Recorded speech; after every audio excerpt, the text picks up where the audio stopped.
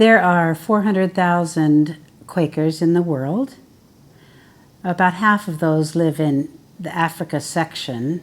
So we're a very small communion, and yet we're across the world. You know, there are Quakers in most countries. You can find a group of Quakers. So I think that surprises people when they first see the map.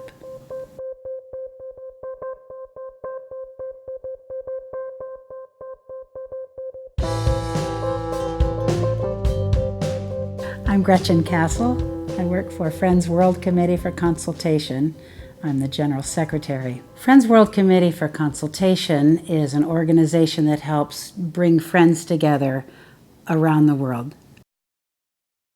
So Friends World Committee publishes a world map where Quakers live and worship. You know, understanding where friends are in the world is really, really useful. And this map gives us a visual, helps build friends' understanding of where friends are. There are approximately 400,000 friends around the world, and Friends World Committee for Consultation thinks about it and divides it into 4 sections of the world.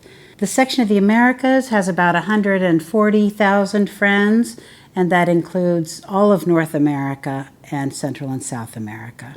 Europe and Middle East section has approximately 25,000 friends. And then the Africa section has about 200,000 friends. It's the largest section.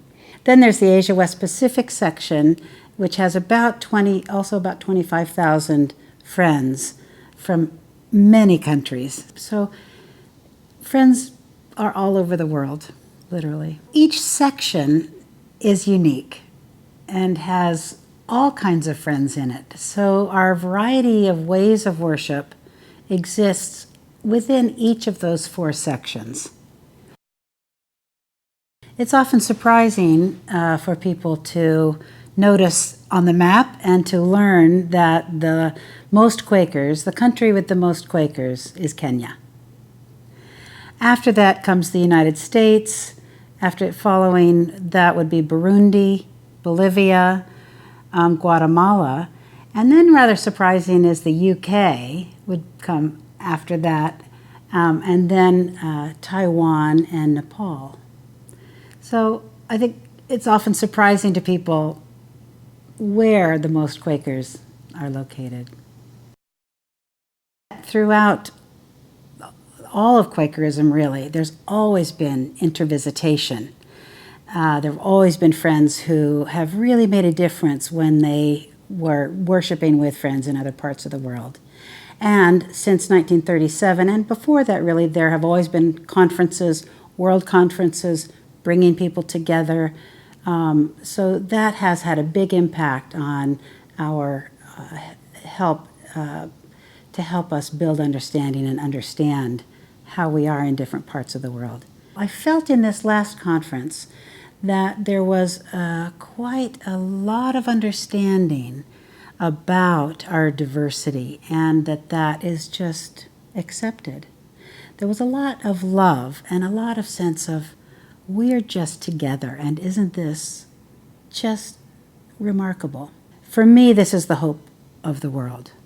If we can love our Quaker family, if we can love others in our family who look very different than we do, who worship very differently than we do, then we can learn to bring love to the world.